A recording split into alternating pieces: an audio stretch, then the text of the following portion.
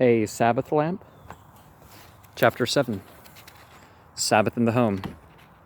Although attendance at synagogue is expected from Jews on the ground that it has a tendency to strengthen the Jewish consciousness and solidarity, there are occasions when the home is made the scene of divine services.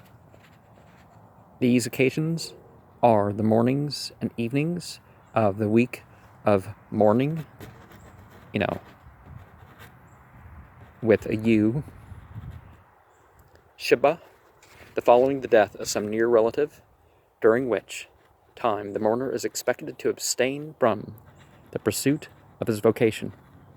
The anniversaries of the death of a relative, and wedding ceremonies, institutions, the details of which will be explained in subsequent chapters, as in the discussion of the ceremonial institutions in vogue in the synagogue proper, we followed the holy seasons in their Jewish calendar order, so we shall follow them in describing the institutions practiced in the home. Before proceeding to them, we shall take up the Sabbath. And we see candlesticks and candelabra.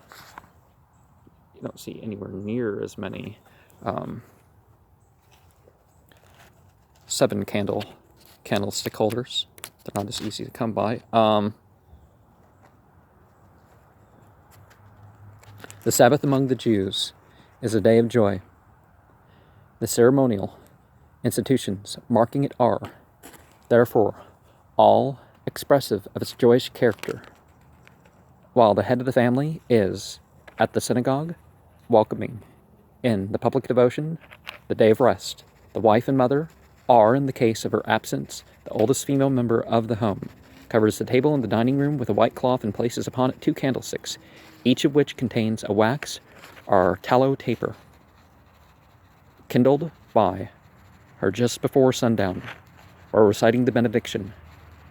Praised art thou, God as a noun and verb, our God, King of the universe, who has commanded us to kindle the Sabbath lights. On the eve of festivals, when the same ceremony is observed, the word festival is substituted for the word Sabbath in the benediction. The candlesticks are either burnished, brass, or silver. In some instances, a candelabrum is used in place of candlesticks, and in a number of cases, homes are provided with Sabbath lamps, supplied with 7 brackets for lights, and suspended from the ceiling of the living room.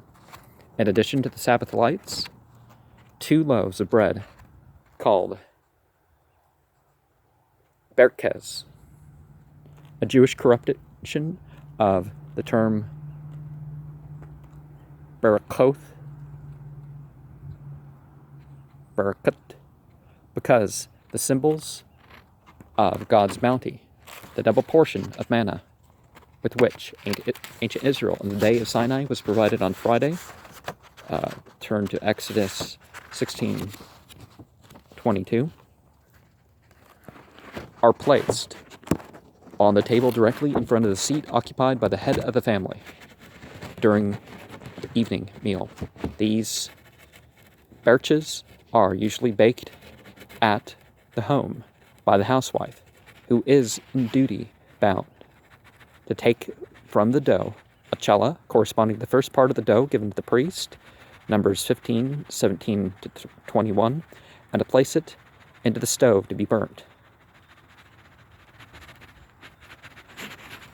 Do we have to really hand over food to be destroyed?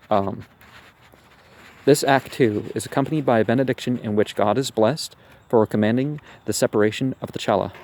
When the husband and father returns from the synagogue, his children gather about him, according to age, and he, placing his hands on their heads, invokes upon them a benediction. In the case of boys, he pronounces the words, "May God make thee like Ephraim and Manasseh." And in the case of girls, "May God make thee like Sarah, Rebecca, Rachel, and Leah." That blessing where your hands kind of form a triangle, and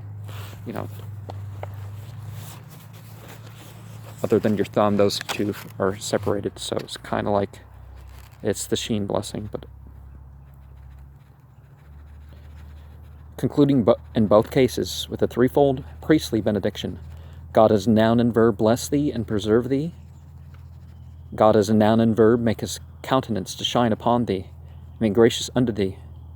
God as a noun and verb, lift up his countenance toward thee, and give thee peace. Then in honor of the female head of the house, the father recites Proverbs 31, 10 through 31, in which the qualities of the virtuous woman are extolled. Washing his hands, a custom enjoined before every service, especially before the meal is about to be served, because the table corresponds to the altar, which demands the purity of the priest. The husband proceeds to the sanctification of the Sabbath.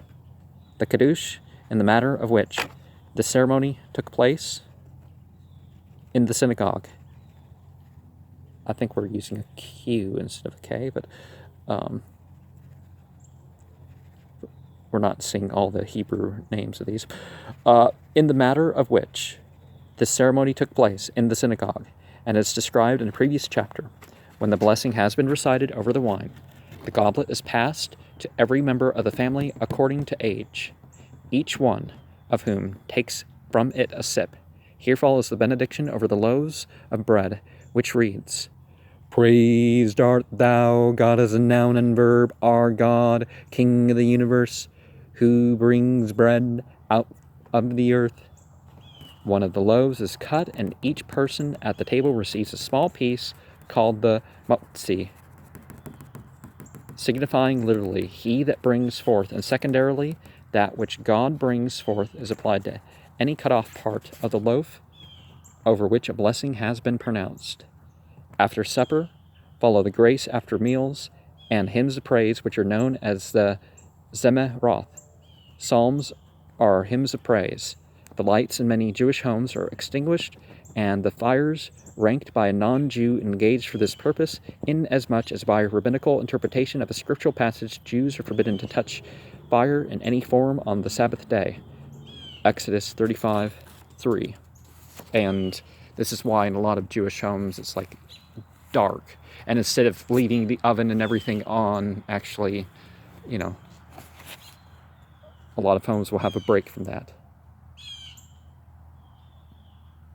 I mean, few in comparison. You go far and wide to find it, but a lot overall. The same ceremony of breaking bread and blessing the wine is observed on the eve of holidays, with slight modification, always suggested by the peculiar character of the day celebrated.